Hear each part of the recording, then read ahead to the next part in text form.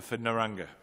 Thank you, Mr Deputy Speaker. I rise today to support this very important bill. In fact, I think it might be my favourite policy that the Marshall Liberal government announced in the lead-up to the election. Certainly the one that will have the most, or the biggest, most profound effect on the business community here in South Australia, which is in dire need of some support finally. Right now in South Australia we need more jobs, we need greater investment, stronger growth, and an uncompetitive payroll tax regime, the most uncompetitive payroll tax regime, doesn't help any of those causes at all, Mr Deputy Speaker. All it does is serve to make the situation harder for businesses to create jobs and employ more South Australians. It is a counterintuitive tax, an absolutely perplexing one at that. As I said, I rise to support this important bill, which is in keeping with the Marshall Liberal government's mantra to reduce, simplify and make fairer tax systems in order to champion small business efforts, stimulate jobs growth and drive investment. The legislation to exempt the state's 3,200 businesses with taxable payrolls of up to $1.5 million from paying any payroll tax provides a major economic boost for small business, representing a saving of up to $44,500 a year, and is a move, one of many moves I might add, including the slashing of ESL bills, which will have a tremendous impact on the small business, including the reforms to land tax, which will have a wonderful benefit for businesses, and many other measures that are coming to this place in due course. The three key points to the payroll tax cut are that businesses with a taxable income of up to $1.5 million will be exempt from paying payroll tax from the 1st of January. A further 400 businesses with payrolls between 1.5 and 1.7 million will receive a welcome reduction in the amount of payroll tax they are required to pay through a phased-in approach. And 3, we are delivering on our promise to help businesses grow and employ more people. The issue of cutting red tape to allow for business growth is one that is very close to me, Mr Deputy Speaker. Having come from a small business family in Kadina, where I've seen far too often local businesses seemingly penalised for the jobs they create and the efforts they make to grow their local economy. Indeed, we often had the conversation in our family business that, but for payroll tax, we would be in a position to employ 1 to 2 more people in our firm. And without divulging too much information, I'm sure this measure will be well supported within the wider Kadina business community. This has to be swung around, Mr Deputy Speaker. The efforts that the local business owners make to grow the economy has to be swung around so that they are driven to create more jobs and to hire more people. Our team on this side is driven to implement the policies we took to the election as soon as possible, with the emphasis on lowering cost of living and doing business, and getting rid of red tape to allow for business growth.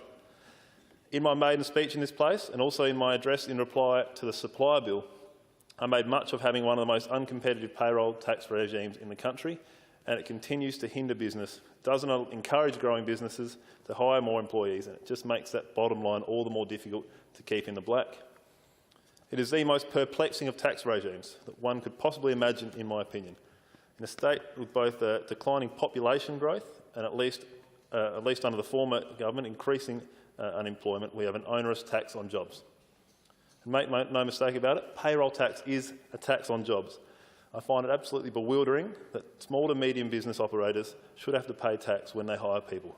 And not only that, but the more people they hire, the more tax they have to pay. I'm thus proud to stand in support of this party's, the Marshall Liberal government's payroll tax exemption for small business amendment bill, which will apply from January 2019 and exempt all businesses with annual payrolls of less than 1.5 million, as it makes very good sense to me, and the majority of people who voted in the state election endorsed our plan to fix this state's economy. Similarly, in my maiden speech, I spoke of easing the burden on small to medium business by making the land tax regime more palatable for people that own more than one property. The current tax regime, which is also one of the most uncompetitive in the nation, is stifling business and investment. We've also said about reducing the emergency services levy to reduce tax burdens, and have introduced legislation to cap council rates to protect households and businesses from unjustified rate hikes and further ease the cost of living pressures as pledged. Similarly, as legislation to establish a South Australian Productivity Commission, we've also introduced with this commission tasked with helping drive economic reform to grow South Australia's economy and with a critical role to get the state government's finances and the SA economy back on track, focusing on reducing regulations and improving service delivery. This is all in keeping with the intent of the payroll tax exemption for small business amendment bill, with a new commission to provide advice about issues including further cutting red tape, improving government service delivery and general economic reform for outcomes such as increased public and private sector productivity, boosts in employment and alleviating cost of living pressures and cost of doing business imposts. The new Marshall Liberal government is in the business of delivering on our promises, and that's been bleedingly obvious to all in South Australia throughout the first 100 days of our time in government, Mr Deputy Speaker. And we're also in the business of reducing payroll tax, which is another one of those promises which are designed to help businesses grow and employ more people. This support is needed more now than ever in regional areas, where small businesses are the engine room of country towns, keeping them alive and attractive for families to live in and retirees to retire to. Success for the state is underpinned by the success of small business owners who spend money with each other, employ local people and generate wealth. The success of South Australia's small businesses means success for all of us, so any measures governments can implement to bolster their sustainment and growth must be provided. Well-known demographer Bernard Salt spoke recently at a forum hosted by Regional Development Australia, York and Mid-North, and he made the point that a community with an entrepreneurial spirit was vital for success and to realise maximum potential regional growth. He said growing population is one thing, but a targeted approach will yield better results, and to achieve this, communities need to cultivate a culture of entrepreneurship. He spoke about the right skills being needed, attracting and retaining young people in country areas, also topics close to my heart, which I spoke of in my maiden speech. The role of government must be to foster and support such a culture of entrepreneurship, reduce the cost of doing business for our linchpin small businesses, and reducing the burden of payroll tax is a part of that. Reducing power costs and transport costs are other facets of this, and the government is working hard in those areas too. It gave me great pleasure in question time to hear the Minister for Energy reply to my question about the benefits that the interconnector to New South Wales will have, and the report that has validated our pre-election commitment to provide that interconnection and more baseload power generation to South Australia, which will be well appreciated by the small business community who have been crippled, absolutely crippled by the high and rising cost of energy in our state. There are exciting things happening in the electorate of Narungga. The population growth in Wallaroo is at 26% since 2011.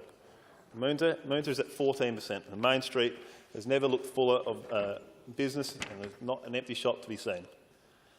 Bernard Salt recognised what he described as hotspots of small businesses across York and Mid-North, naming construction, rental hiring and real estate, financial and insurance and wholesale, trade and accommodation and food. There are promising signs. There are positive regional small business stories, and we must promote them and support them. I had a small business owner from Kadina come and visit me recently and express concern about the payroll tax, and he provided the scenario that what if you're just over the $1.5 million threshold? Does that mean that you should be encouraged to lay off workers to fall under the threshold? And I said, no, we have thought of that. Do not worry. Businesses between $1.5 million and $1.7 million will pay a tax rate that increases proportionally from 0% at $1.5 million to 4.95% at $1.7 million in taxable wages. This will ensure that businesses are not unfairly penalised if their payroll is just in excess of $1.5 million or the new threshold, and they will continue to employ more people and pay less payroll tax than they would have otherwise. For example, a payroll of $1.6 million would be at 2.475% applied to the amount in excess of the former $600,000 threshold.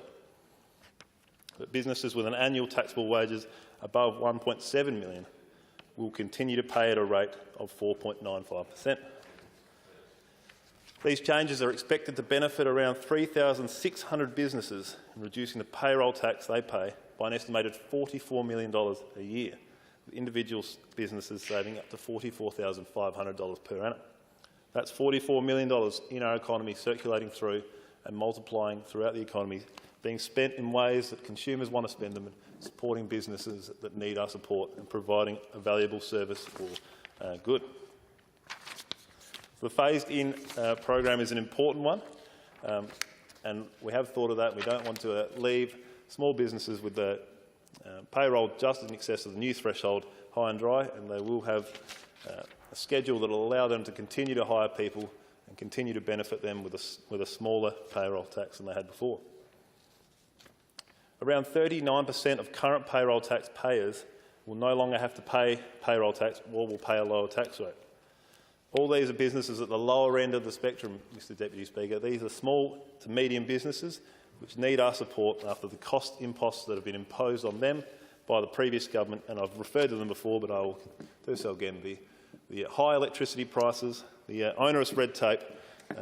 I found it bemusing to hear the member for Ramsay talk about the efforts they've gone to remove red tape when considered with the real world imposts that are still out there. But nonetheless, there are significant imposts on business which need our support, and this is one step the Marshall Liberal government will make to ease that burden on business. So there no longer will be a significant disincentive for business to create more jobs and employ more people, which will make South Australia a far more attractive place to invest and grow business, and hopefully cultivate that spirit of entrepreneurship amongst our young people, and result in more businesses being started in our state and that have a long-term future and a viability going into the future.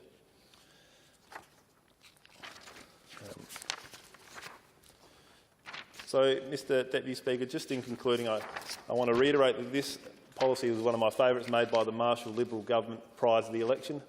To me, it signified that this Liberal government will be a true Liberal government and govern for the people of South Australia and create jobs, which is a major tenet of what we were trying to do, and a real reversal that needed to happen within South Australia, which has been struggling with unemployment for some time, Mr Deputy Speaker. So, without too much further, I'm sure this policy will benefit a great deal of business, and we've already heard $44 million worth will be left in our economy for people to spend as they wish on what they wish, which can only be a good thing. And the individual freedom to choose how you spend your money should be a prize worth giving. So I commend this bill to the House and congratulate all that did work on developing it, and look forward to seeing its implementation on 1 January, which will be just the perfect time to implement such a bill, I would have thought. Thank you, Mr Deputy Speaker.